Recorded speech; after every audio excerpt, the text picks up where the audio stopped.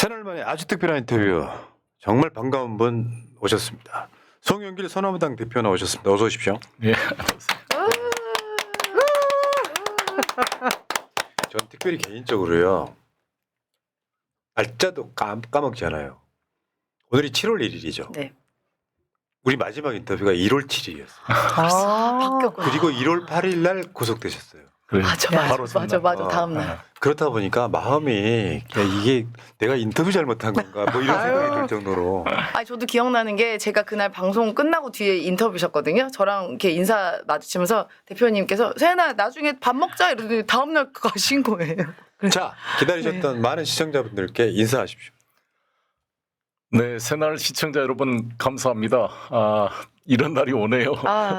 진짜 갔어야 돼. 예, 이 또한 지나가리라 이 말을 항상 되새기며 버텼는데 맞습니다. 밖에서 여러분들이 응원봉을 들고 빛의 혁명을 이룩할 때 함께 동참은 못하고 안에서 기도하고 또 거기서 거소투표도 했습니다. 마지막 6월 3일 출구조사를 기다리면서 딱 이재명 당선 뭐 당이 될 거라고 생각했지만 그래도 마지막 선관위 당선 확정 발표될 때까지는 무슨 또 제2의 쿠데타가 일어날지 모르니까 결정되니까 정말 이게 눈물이 쏟아지더라고요. 네. 혼자 막 만세 부르고. 네. 정말 반갑습니다. 고생했습니다. 우리 국민 여러분, 위대한 국민 여러분. 고생하셨습니다. 지금 지금 현재 대한민국에서 인간에게 처할 수 있는 최고의 형벌을 묶어두는 거예요. 사형이 없으니까. 네. 그 고초를 대선 시작하기 전에 1월 8일 날 법정 구속돼서 지금 나오신 거잖아요. 거의 네. 6개월 정도 계셨다가 나오신 건데, 자, 여러분 성영길 대표가 죄가 없다는 건 너무 잘 아시잖아요. 그럼요. 그래서 결국에는 정치검찰이 괘씸죄 비슷하게 심지어 보석을 신청했는데도 결국 검찰이 동의해줘야 되거든요. 법원도 법원이지만 이런 과정들이 있어서 송영길 대표 고생 많이 하셨다는 말씀드리고요. 소나무당 후원 좀 해주세요. 농협 301-0346-3073-01 친절하셔. 그리고 송영길 TV 여러분들 구독 안 하신 분들은 구독 좀 해주시기 바라겠습니다. 자, 이제 본격적으로 인터뷰를 한번 해볼게요. 지금 그런 거 있잖아요. 자다 깨보니 선진국처럼 어떻게 보면 표현상으로 보면 석방되고 보니 전공교체 있는 세상에 와 있는 거잖아요. 그 소감 어떠셨어요? 그러니까 그 다른 세상. 구치소의 문을 열고 딱 나와서 이제 자유의 몸이 됐을 때 그 소감인데 전공교체가 됐어. 들어갈 땐 윤석열이었는데 굳이 말하자면 지금은 이재명, 심지어 지역구를 물려준 이재명 대통령이 돼 있을 때 그 소감 한번 들어보겠습니다. 아니 그런데 윤석열이가 안 들어오고 계속 내가 잡혔으니까 아니 이재명 대통령 시대가 6월 3일 날 밤부터 됐는데 제가 6월 23일 날 나왔으니까 20일을 더 있었잖아요. 네. 그렇네요. 그 20일 기간이 너무 희망 고문으로 힘들었고 윤석열은 아직도 안 들어오고 있고 그래서 그 꼭 이런 기분 있잖아요. 농작물을 막 망가뜨리고 옥수수밭을 망가뜨리는 멧돼지를 잡으려고 이 사냥꾼이 포수가 이 가짜 포수여가지고 총도 못 쏘고 그래서 주민들이 막대기 들고 다 모아서 겨우 우리에다 집어넣었더니 우리를 지키는 수위가 몰래 문을 끌어줘서 도망가서 텅 비어있는 멧돼지 우리를 보면서 느끼는 허탈감. 왜냐면 사실이에요? 제가 3층이고 1층이 윤석열 방이었다니까요. 실제 쉽게 표현하면 옥탑 같은 거 그렇죠. 덮고 제일 윗. 나오시면서 거기가 조국 대표가 한 달 살다가 남부로 갔는데 나를 그 방으로 가라 그러더라고요. 그랬어요? 갔더니 봄털이어서 그런 거죠? 모르겠어요. 조국 대표가 추웠던 모양이에요. 거기 창문을 다 신문지를 꼬이꼬이해서 막 그 틈새 우풍 안 들어오게 막아놨더라고요. 그러니까 나오시면서 저 구치소장한테 나중에 윤석열 들어오면 꼭 이 방에 넣으라고 하신 게 사실입니까? 예, 그렇습니다. 근데 내 말이 뭐 제가 말씀하고 나오셨다. 번유를 한 거지 내가 지시를 할 위치도 아니고 써보니 좋더라. 그랬으면 좋겠습니다. 그랬죠. 윤한테는 딱이겠다. 왜냐하면 이게 독방인데 6.7제곱미터쯤 되니까 한 2평이 좀 안 되죠. 화장실 빼면 좁은데 이 독방은 창문도 좁고 그것도 서창살이 돼 있어서 바람이 잘 안 통해요. 그러니까 더 더워요. 더. 와. 그래서 꼭 한번 여기서 찜질방 그를 한번 겪었으면 윤석열이가. 경험해봐야 되겠는데요. 자, 지금 어쨌건 비어 성형이- 있는가요 그 방이? 모르죠. 나오시고 나서. 비워놨으면 좋겠네요. 비워놨으면 윤석열 좋겠어요. 위해서라도. 그러니까 지금 송영길 대표는 지난번 그러니까 4월 4일 판결 나기 전에 마지막 최종 헌재 심리할 때 막 요란하잖아요. 밖에 구치소 막 밖에 윤석열 떠드는 소리가 들리고 돌아온 그날 뉴스를 보는데 그 최후 진술을 이제 했잖아요. 헌재에서. 그 너무 화가 나가지고 제가 1층에 딱 이게 대놓고 이 반란 속에 윤석열 내가 고함을 크게 쳤는데 들었는지 모르겠어요. 들렸을 것 울렸을 같아요. 거예요. 예. 그리고 광주도 가셨어요. 보니까 지금 광주 5.18 묘역도 가셨고. 근데 여러분들이 있잖아요. 송영길 대표가 감옥에 갇혀주셔서 목소리를 안 낼 뿐이 아니잖아요. 이런 거 있어. 송영길 옥중서신, 이재명 압도적 지지로 윤석열과 초정세력 심판해야 된다. 옥중서신. 그게 이제 온라인으로 나와서 이제 공유된 적이 있고요. 그 다음에 옥중 송영길, 이재명 당선 유력 축하. 문재인 과오 반복해서는 안 돼. 그 다음에 이것도 있어요. 송영길 보석 석방. 대선 승리 후 독방에서 만세 아유. 불렀다. 그러니까 갇혀 있는 동안에도 이재명 지금 대통령의 당선을 위해서 엄청 목소리를 많이 내신 거죠. 다시 갇혀 있다는 거 진짜 답답한 거 아니에요? 보통 교도소 이제 외국 영화를 보면은 식사도 식당에서 같이 먹고 방에서 자기가 열고 나와서 왔다 갔다 하는 게 개방식인데 우리나라는 개방식이 아니라 다 방 안에 갇혀 있어야 돼. 필요할 때만 문을 열어서 나가니까 철문이 앞에 딱 닫혀 있다는 게 정말 답답하죠. 아, 마음대로 움직이지도 못하고. 그래서 제가 요즘에 밤에 일어나가지고 아파트 문을 열어봐요. 아, 열리는데 뭐 열리나. 들어보면 호랑이도 안 부르고 아무도 아우. 나가지 말라니까 막 몽유병 환자처럼 아이고야. 한 2시간 동안 한강변을 걷다가 돌아오고 걸었습니다. 아, 그게 자유. 너무 행복하니까 자유. 네, 걸을 수 있다는 게. 진짜. 영어의 몸이라는 건 갇혀서 독방을 맞아요. 빙빙 돌아야 되잖아. 네. 운동하는 시간에나 잠깐 나갈 수 있는 거고. 근데 사실 송영길 대표하면은 우리 진영의 천재로 불리는 사람이잖아요. 맞아요. 공부 열심히 5개국어 하고. 하시고. 그런 분 입장에서 보면 그 시간을 그냥 보내지는 않았을 것 같고 뭔가 자기 개발도 하셨을 것 같아요. 내가 봤을 땐 그래요. 답답함이. 지난번에 책도 그래서 쓰시고. 예, 책을 하나 번역을 했습니다. 그래서 곧 출판을. 그렇지 않았어. 아니 뭐 번역까지 하셔. 아니 지금 트럼프 저는 이제 저의 가장 큰 고민이 어떻게 이재명 대통령과 트럼프 대통령 사이에 케미를 만들어 볼까 그 전략. 그래서 트럼프의 워딩, 트럼프의 핵심으로 가 있는 지금 털시 게버드라는 미국 DIA 정보국장이죠. 그러니까 CIA, FBI 등 16개 정보기관을 총괄하는 미국 정보국장입니다. 이번 이란 폭격 때도 약간 부정적인 이야기를 했다가 트럼프와 부딪히기도 했는데 이분이 연방하원의원 사선인데 연방하원의원 때 저와 만나서 알게 된 사이예요. 근데 그래서 이분이 쓴 책이 상당히 트럼프와 공화당의 논리를 이해하는데 아주 도움이 되는 그런 책들이어서 제가 이거를 번역해서 우리 이종석 국정원장이나 또 조현 외교부 장관이나 다 좀 보내서 이걸 좀 활용했으면.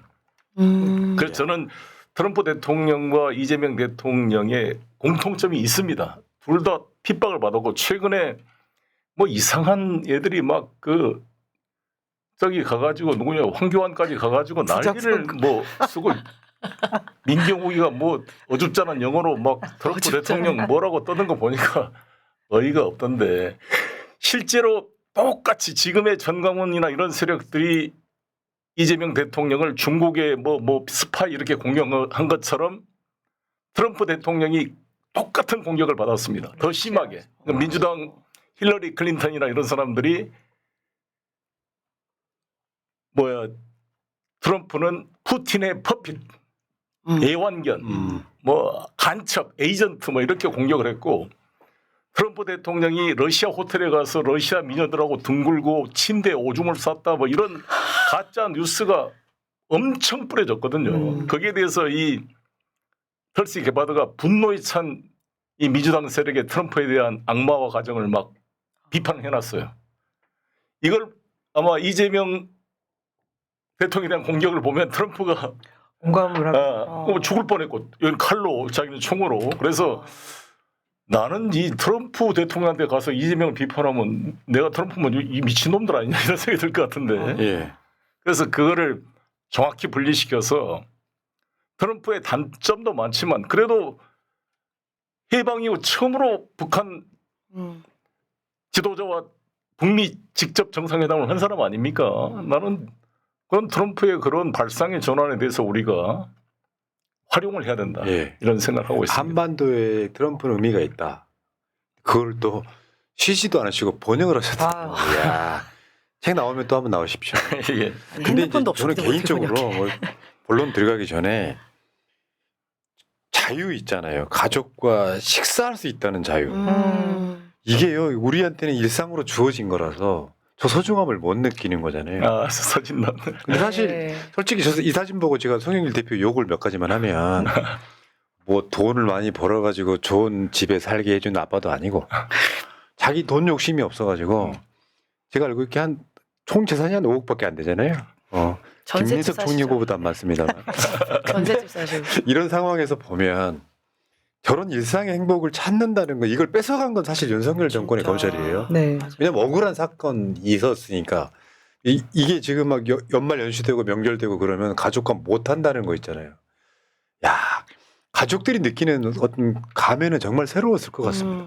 특히 사모님. 특히 사모님. 우리 사모님. 혹자들은 저희 친언니인 줄 아는 우리 네. 남영신 여사님. 전 직속 얼마나 선배님. 힘드셨겠어요. 아 그러네 생각해보니까 지금 송영길 대표의 처제로 알려진 두 사람이에요.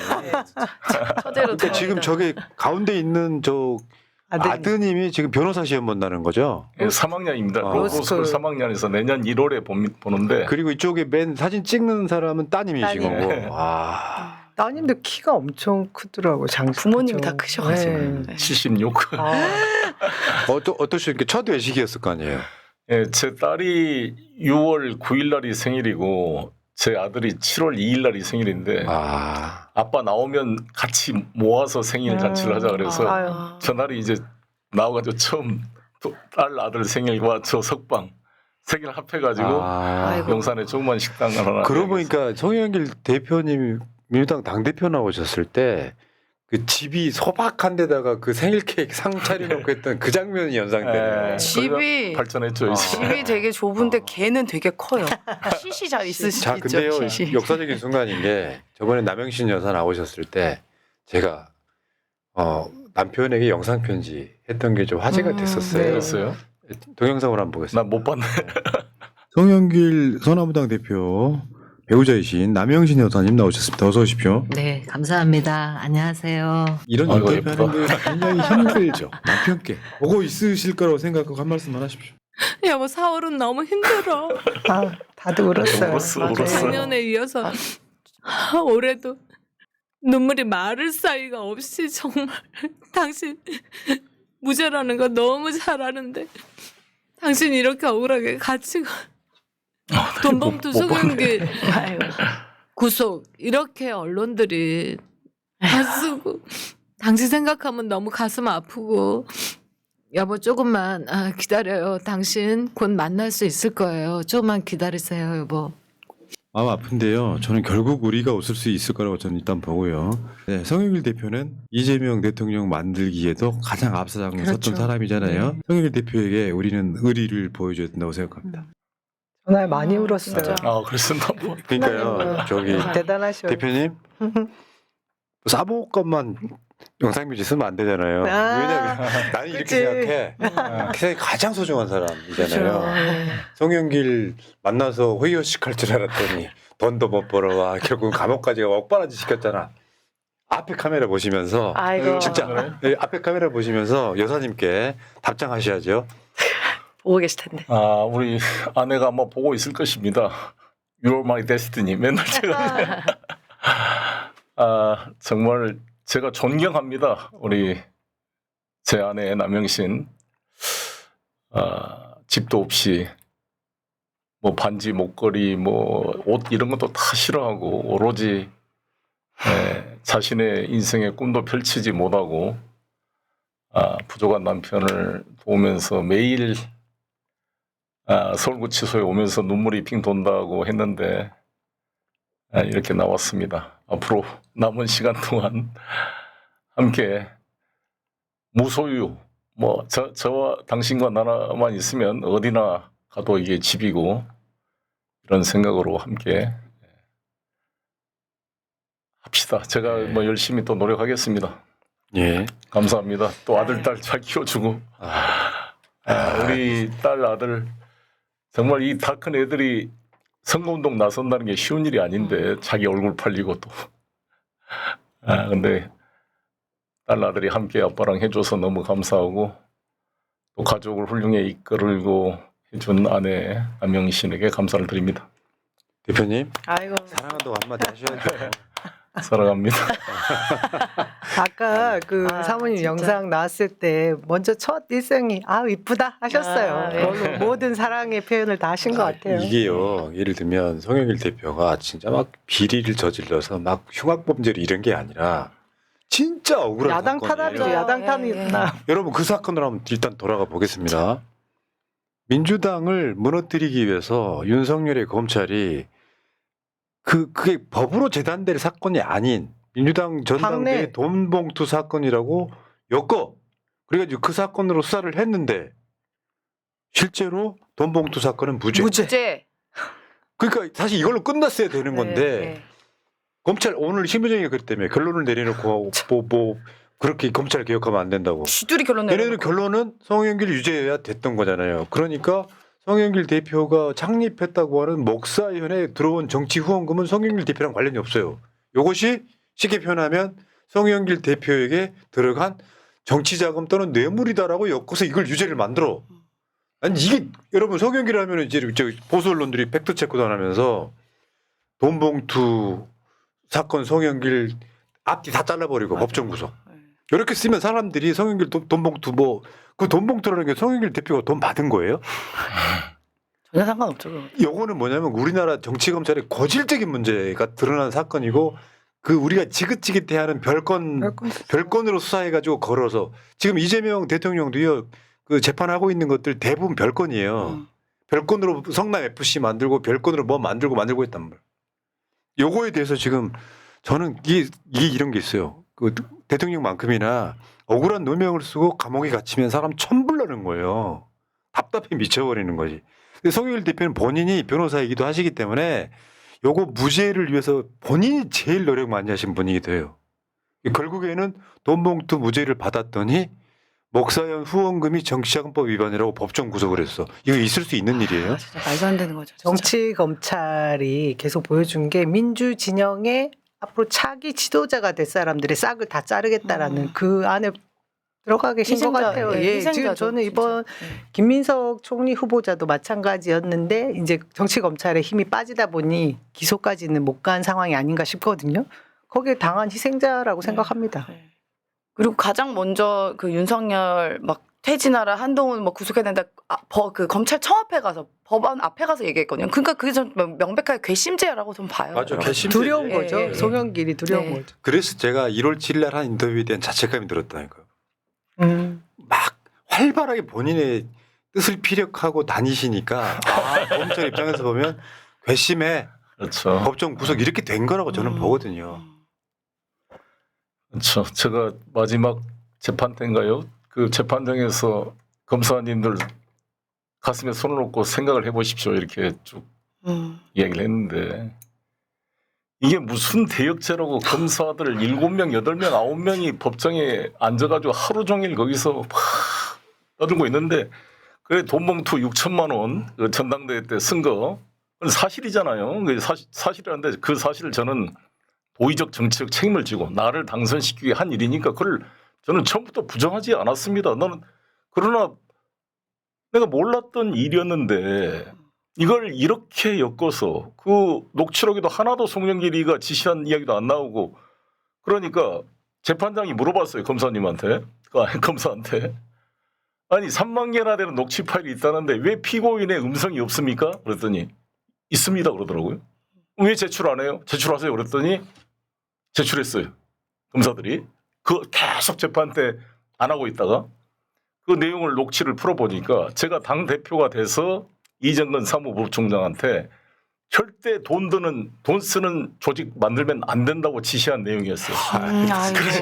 그러니까 목소리 나오기. 그게 제 음성이 들어간 유일한 그 녹취록입니다. 그러니까 우리 변호사들이 화가 나가지고 이거를 초기에 이 녹취록을 제출했으면 영장이 발부됐겠습니까, 판사님?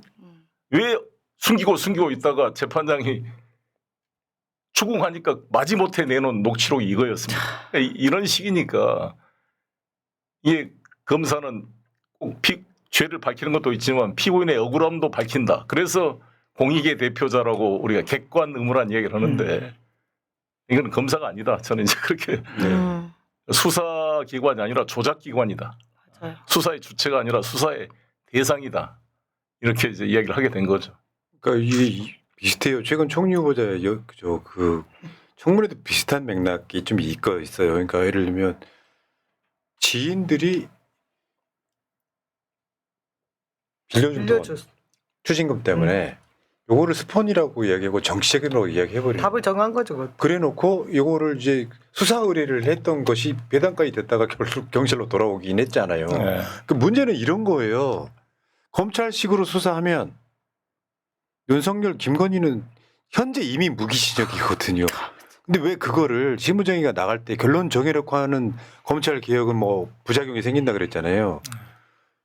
이재명, 송영길, 그 전에 조국 이런 분들 수사가 그런 식으로 했던 거 아니에요. 맞아. 이 별건은 진짜 정말 무조건 없어져야 되는 거예요. 맞습니다. 이 별건 하나 때문에 인생을 망쳐버리는 거예요. 아니 송 지금 대표님도 근데 지금 그렇고. 윤석열 피고인 윤곽근 변호사의 이야기가 별건 수사하지 말아라.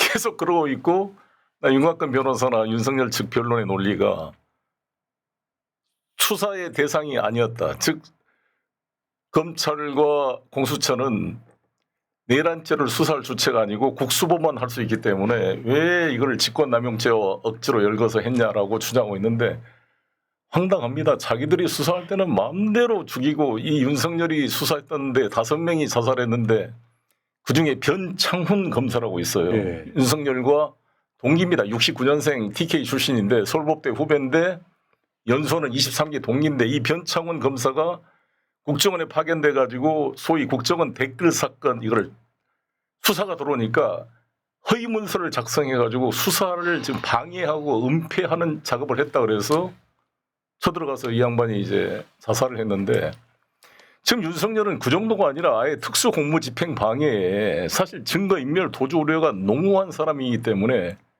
지금 바로 구속영장 청구해도 발부될 거예요. 근데 뭐 자기가 뭐라고 지금 출두하네 마네 조은석 특검이 정말 가당치가 않을 텐데 빨리 영장 청구를 했으면 좋겠습니다. 그게 결국에는 지금 법정 구속됐을 때 이유가 목사연 후원금은 송영길에 대한 정치자금이며 뇌물이다 이런 논리거든요. 이것도 웃긴 게 내용으로 들어가 보면 있을 수 없는 일이죠. 그러니까 법인일 거 아니에요. 법인. 법인에 후원금 들어오는 건 당연한 걸 거고 그럼요. 그 돈이 송영길한테 잘 보이려고 보낸 돈이야. 그 논리일 거 아니에요. 아니 이렇게 따지면 대한민국 정치인들 전부 다 이거 유죄예요.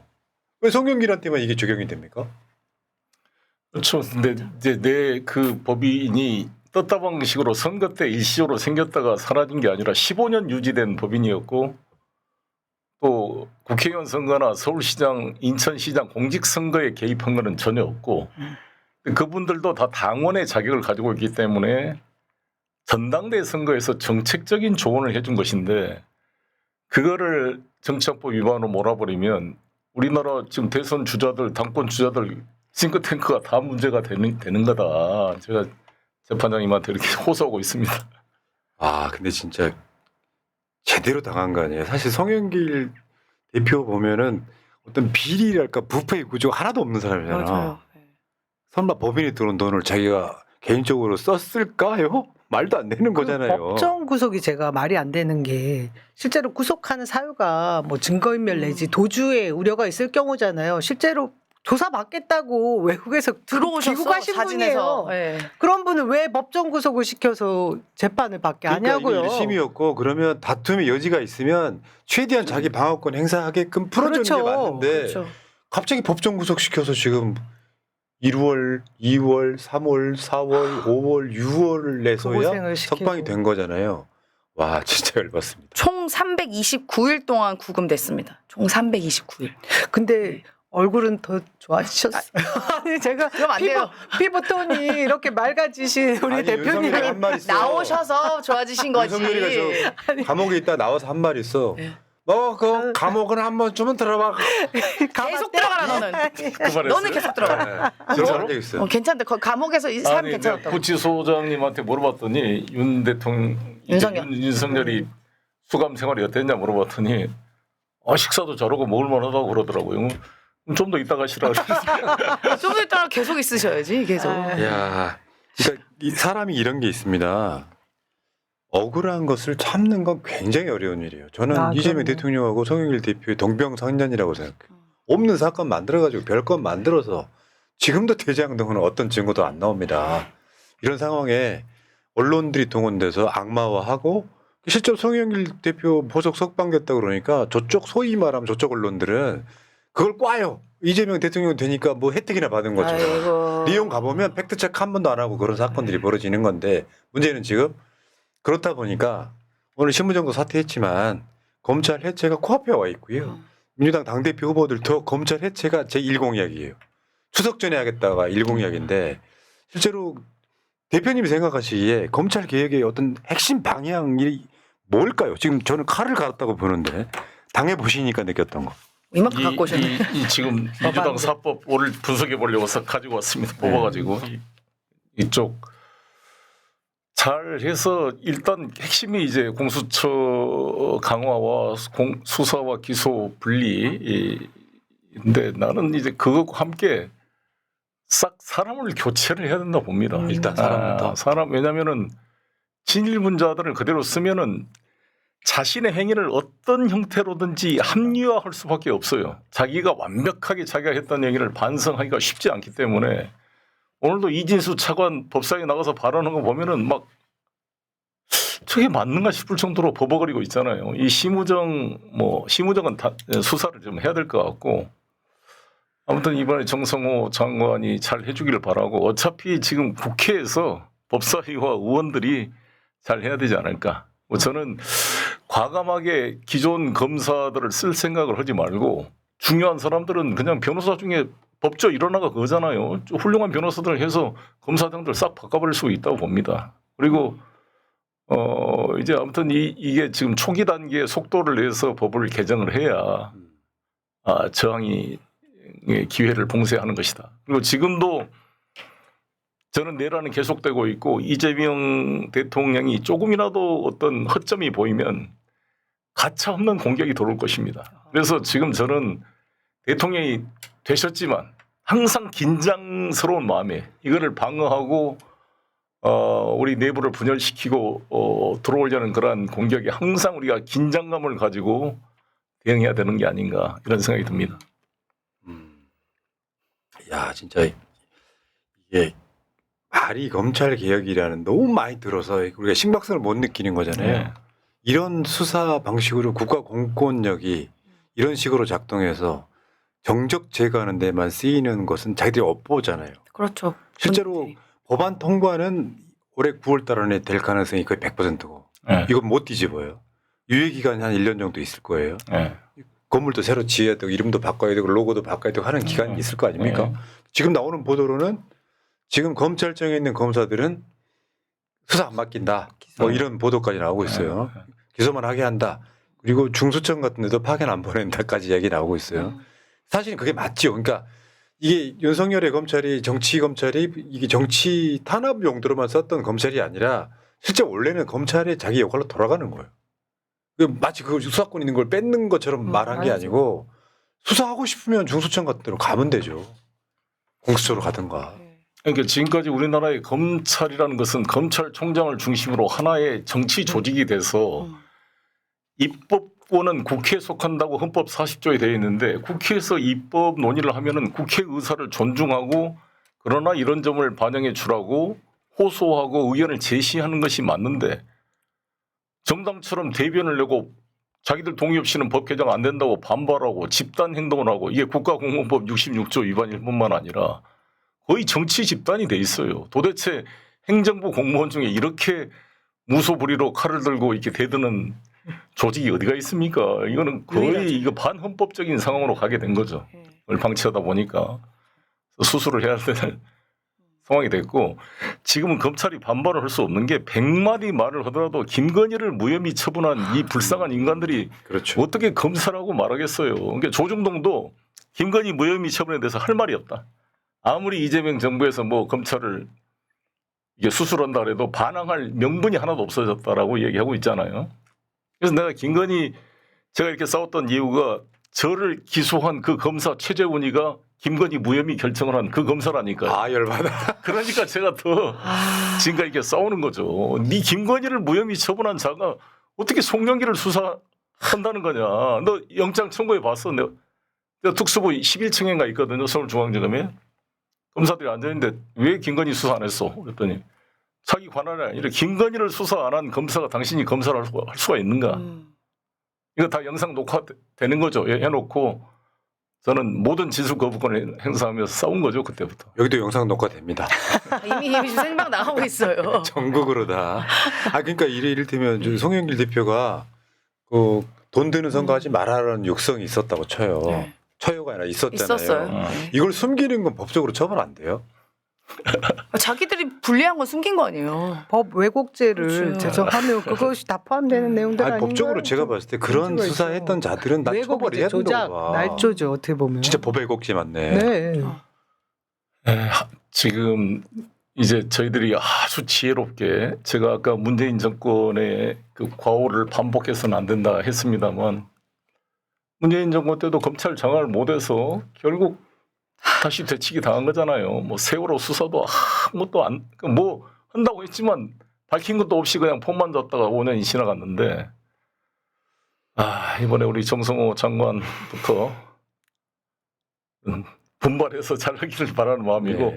저는 그때보다 달라진 게 뭐냐면 이재명 대통령께서 정치는 한 것 같지만 국민이 한다는 말씀을 했는데 참 저도 다가왔던 말씀이고 우리 국민들이 끝까지 이재명 정부를 지키고 바로 갈 수 있도록 수많은 방해 요소들을 막아내고 함께 싸워 나가야 된다고 봅니다. 그래서 절대 대통령 바뀌었다고 끝나는 게 아니라 그럼요. 계속적인 과정이다 이렇게 생각합니다. 맞아. 우리가 지금 여당 지지자면요. 검찰 해체로 만세 부르면 안 되고요. 국가 전체를 생각했을 때 어떤 식으로 혼란을 최소화하고 실제로 굉장히 합리적으로 어떻게 분배를 하는가에 대한 고민까지 같이 해야 돼요.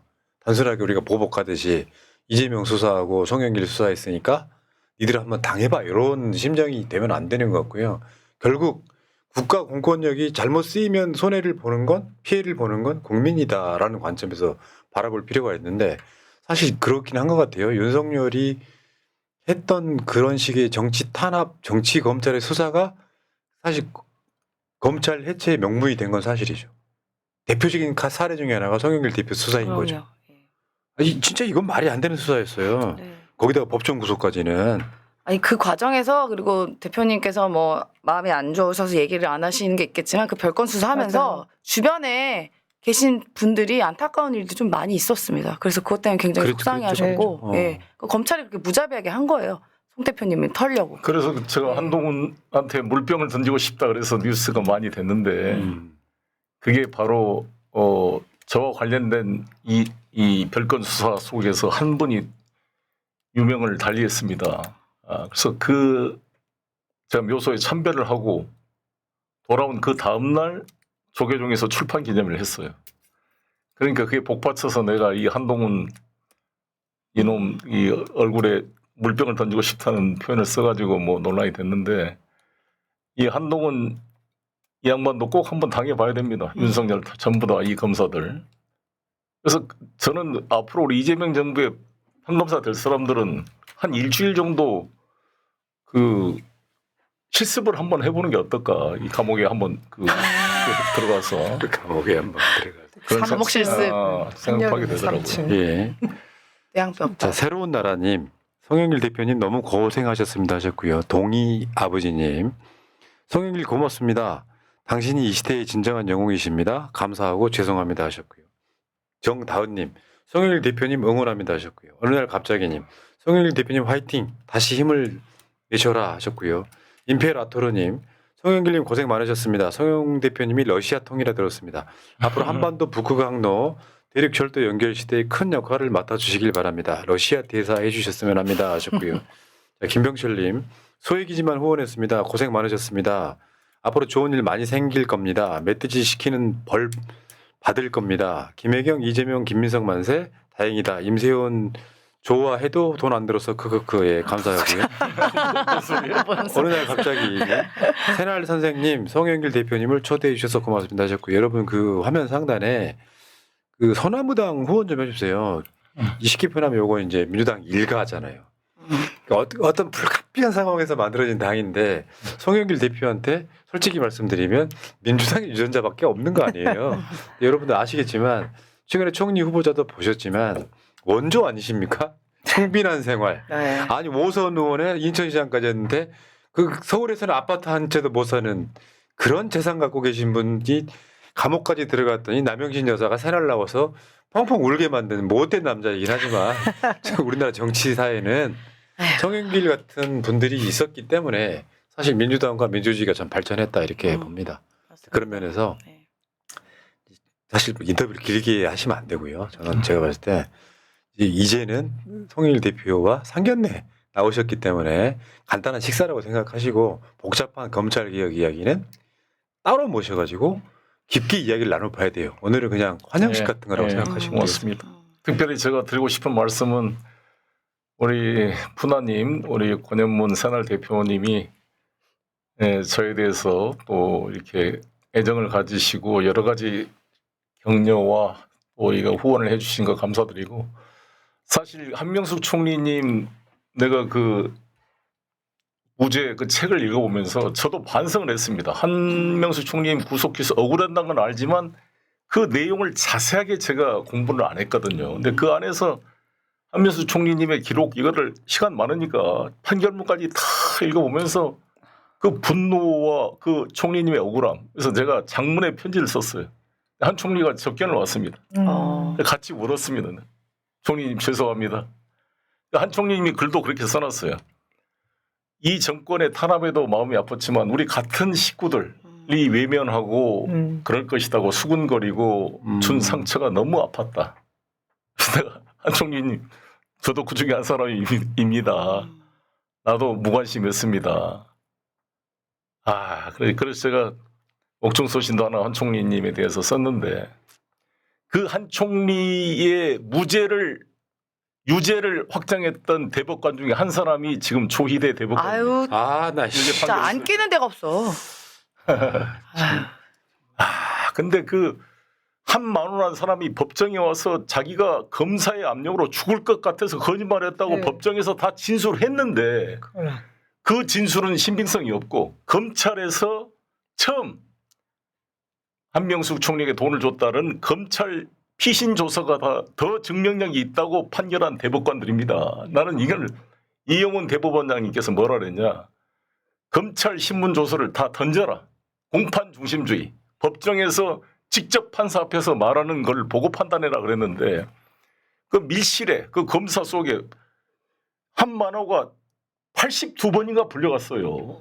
82번 검찰청에 불려가서 억지로 짜낸 진술 조서에 신빙성이 있다고 그 한명숙 총리를 유죄 판결한 이 재판부. 정말 지금 법이 개정돼서 지금은 한명숙 총리 무죄입니다. 왜?